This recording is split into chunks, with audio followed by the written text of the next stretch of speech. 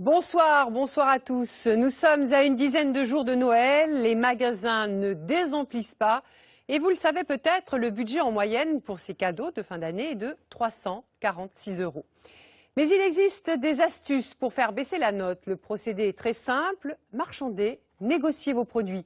C'est devenu une habitude pour certains d'entre nous qui comparent et traquent la bonne affaire. Objectif, gagner des dizaines, des centaines, voire des milliers d'euros sur le prix affiché. Et vous allez le voir, nous avons découvert des stages spécialisés dans l'apprentissage de ces techniques. Alors, si vous êtes décidé à négocier, suivez le guide. Notre journaliste Paul de Genève s'est penché sur cette actualité. Il vous donnera encore plus de conseils tout à l'heure sur ce plateau en répondant aux questions de Guylaine.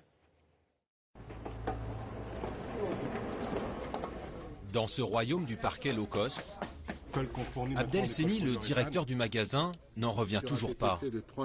Il doit en permanence dégainer sa calculette. Elle est où ma calculatrice magique?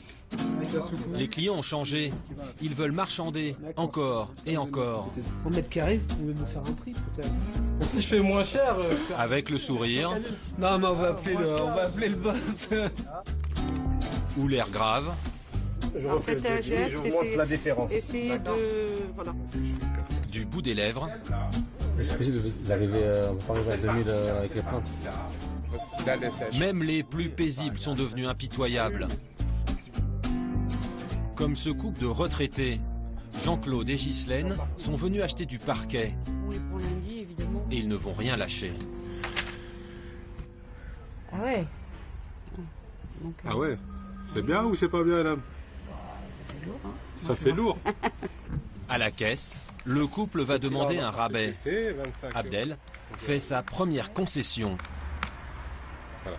Ça vous fait exactement 29,99 € TTC. Ah ouais. Par le temps qui court, non, un centime, c'est un centime, non? Oui. Non? Si on vous le dites. Si on convertit à un euro avec mon collègue. Mais Ghislaine veut encore plus. En fait, vous avez vendu ce produit. Et là encore, elle va gagner. Vous n'allez pas nous le faire moins, donc...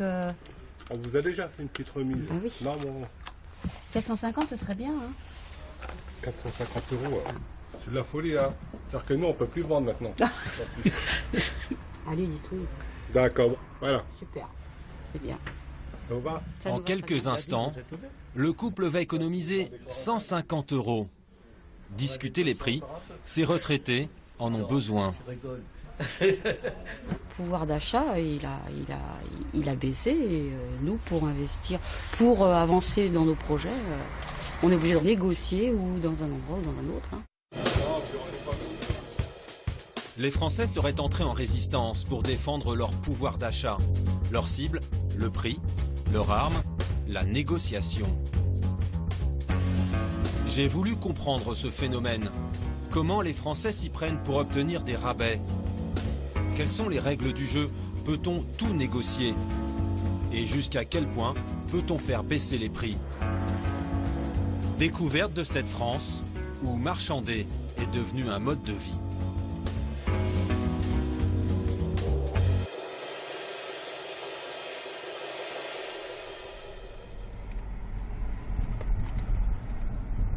Mon enquête chez ces Français qui négocient commence à Saint-Jory, dans la banlieue de Toulouse. J'ai rendez-vous dans ce petit pavillon. Ce jour-là, quand je pousse la porte... Le fronton de La Rochelle. D'accord. En fait, on mettrait quand même un sabot pour assurer la fixation. David et Mélissa sont en pleine discussion avec un entrepreneur. Ils veulent construire une chambre pour l'arrivée de leur futur bébé. D'accord. L'artisan est venu leur présenter son projet. David et Mélissa sont séduits, à un détail près. Ça c'est dit, ça nous permet de comprendre un petit peu. Le devis leur semble trop élevé. D'accord. Alors, au total, on est à 2765 TTC. David va alors lui poser sa question fétiche, la formule magique qui permet de faire baisser les prix. Quelque chose près au niveau des différents devis. Est-ce que, en étant prêt à travailler avec vous, est-ce que vous croyez qu'il y a quelque chose qui peut être fait financièrement? Est-ce qu'il y a un petit geste supplémentaire qui peut être fait pour nous aider à prendre la bonne décision? L'homme va réfléchir, mais le couple est plutôt confiant. Ok, super. On vous remercie d'être passé. Avec plaisir. Merci de votre accueil. Cela fait 3 ans qu'il négocie systématiquement les prix et ils obtiennent presque toujours une ristourne ou un rabais. Pour me le prouver, petite visite du propriétaire. Ils vont me montrer tout ce qu'ils ont négocié en seulement 3 mois, depuis qu'ils ont emménagé dans cette maison. Ça, c'est un combiné micro-ondes four. Et celui-là, il était à 280 et on l'a eu à 150. Il y avait le frigo qui était à l'affiche à 500 €, 499 si je me souviens bien aussi. Et on l'a eu à 400 €. La machine à laver a coûté 500 €, on l'a eu à 400 €. Ah oui, ça c'est pas mal ça, l'aspirateur. Et leur plus beau coup est au fond du cellier, c'est cet aspirateur. C'est le dernier modèle, on l'a eu à 200 €, donc moitié prix que le... C'est garanti 5 ans. En quelques mois, ils ont fait une économie de 579 €. Pour ce couple d'aides-soignants, c'est près d'un demi-mois de salaire économisé. Marchandés, David et Mélissa le font sur tous leurs achats et ils obtiennent de gros rabais. Avec l'arrivée du bébé, ils doivent aussi changer de voiture. Ils ont une petite citadine. Ils veulent passer à un modèle plus spacieux. Dans cette concession d'un grand constructeur français, ils ont repéré cette berline grise. Son prix, 9 900 €. Ils vont tenter de le négocier. Je les accompagne en caméra discrète. Immédiatement, le vendeur va leur faire l'article. Ça, vous faites de super coups là-dessus. Hein. Maximum. Pour faire baisser le prix, David a besoin d'arguments. Alors, il va traquer les défauts du véhicule, à commencer par les pneus. Apparemment, ils sont très usés. Mettez-moi du jure, on y est dessus quoi. Et donc là, et on roule dessus et donc ça veut dire qu'on va devoir le changer très rapidement. Au niveau des pneus, vous pensez qu'ils vont devoir être changés parce que je vois ils sont moyens. Ouais. Le vendeur tente de se justifier. C'est nickel. Là, c'est haut. Mais les 3 quarts des voitures que vous allez voir, les 3 quarts, c'est ça. Hein. Pour finalement accepter un premier gros rabais. Il y a 9 900. 8,5, hein, je peux pas aller plus loin. Là, on est au ras des pâquerettes. Hein. J'ai tenu compte de tout ça. Là. 1500 € de remise. C'est 15% du prix. Mais pour David, ce n'est pas suffisant. Il va encore insister et faire une promesse au vendeur. Bon, si on vous garantit de prendre la voiture, vous nous faites un petit geste de plus, un petit truc en plus. Quelques instants de réflexion et le vendeur cède. Moi, je vais vous dire 8 000 €. En moins d'un quart d'heure, David et Mélissa ont obtenu près de 2 000 € de ristourne. Il leur reste maintenant à vérifier qu'ils peuvent signer un aussi gros chèque. Avec la naissance de leur premier enfant, ils ont beaucoup de frais et leur budget est de plus en plus serré. Ces dernières années, le couple a vu ses dépenses progresser inexorablement. Ici, tu es à 30,25. Voilà la mutuelle qui était en 2010 à 26,75. Et là, elle est à 30,25. pour l'assurance voiture, pour la même voiture. Hein, puisque ça Ouais, fait... alors tu étais là à... Donc en 2010, on payait 46,37 €. Et là, on est à 49,77. Des petites augmentations qui, mises bout à bout, les mettent dans le rouge. En 2010, ils finissaient le mois en positif. Aujourd'hui, ils sont à découvert. C'est parlant. Hein. Je comprends alors que pour eux, négocier, c'est d'abord une nécessité. Voilà, sur le même coup. Au quotidien, c'est pas un jeu.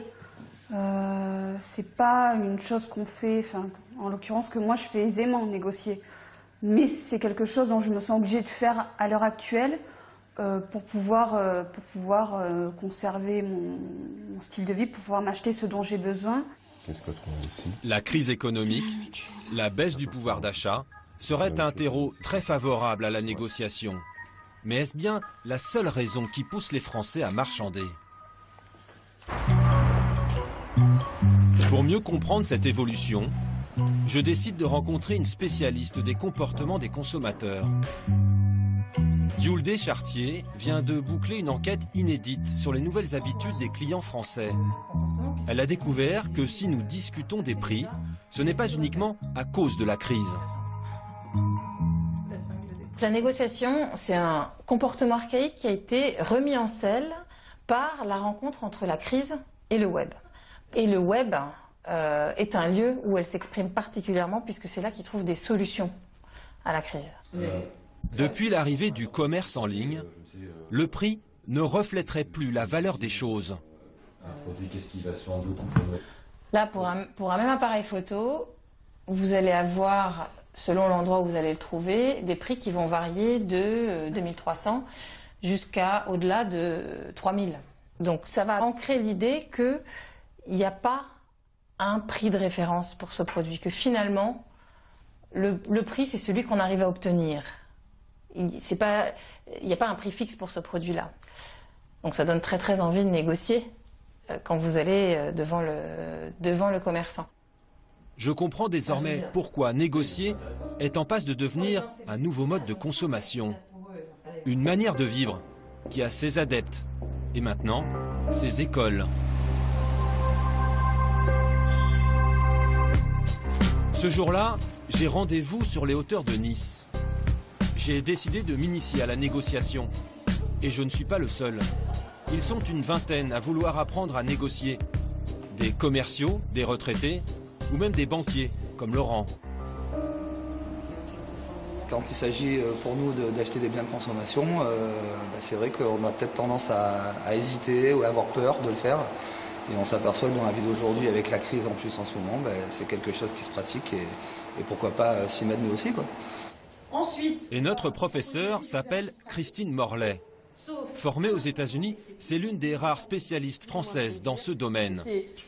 Elle va tout de suite faire un sort à une idée reçue. Cette passion que j'ai pour la négo, parce que la négo, c'est tout sauf un combat. C'est tout sauf une guerre de tranchées. Et c'est malheureusement pas ce que pensent les Français. En France, on ne sait pas qu'est-ce que c'est que finalement négocier. C'est ça que j'aimerais. Pour nous faire découvrir les secrets d'une négociation, Christine va organiser un jeu de rôle. Le premier à entrer en scène, c'est Laurent, le banquier. Stéphanie a besoin d'un crédit. Alors, Laurent a besoin d'un crédit et c'est Stéphanie le banquier.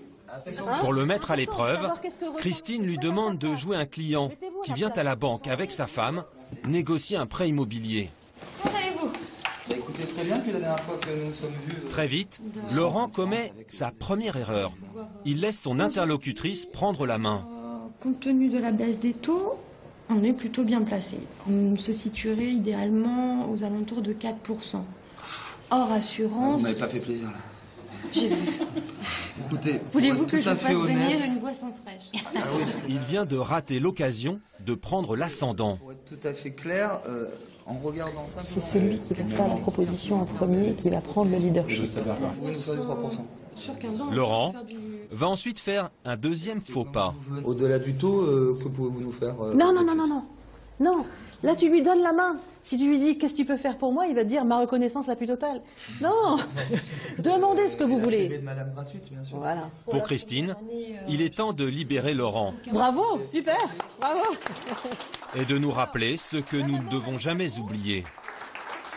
Qu'est-ce qu'on peut dire déjà? On peut dire que... Ce qu'il faudra retenir de cet exercice, c'est toujours dire ce que vous voulez, avoir réfléchi à ce que vous voulez en échange. Si vous faites les 4 000 €, qu'est-ce que vous voulez en contrepartie? Selon Christine Morlet, ces préceptes seraient applicables à tous les domaines. Il y en a partout des marges de manœuvre. Il y en a même chez le poissonnier, chez le boucher, il y en a partout, sauf qu'on n'ose pas les demander. Pourquoi? J'ai du mal à croire que je pourrais tout négocier. Je lui lance alors un défi. Peut-elle faire baisser les prix de mes cadeaux de Noël? Notre terrain de chasse, le centre-ville d'Antibes. Nous sommes attirés par une petite boutique de bijoux fantaisie, idéale pour les fêtes. Bonjour. Ça fait du bien de se réchauffer un peu. Immédiatement, Christine cherche à s'attirer les bonnes grâces de la vendeuse.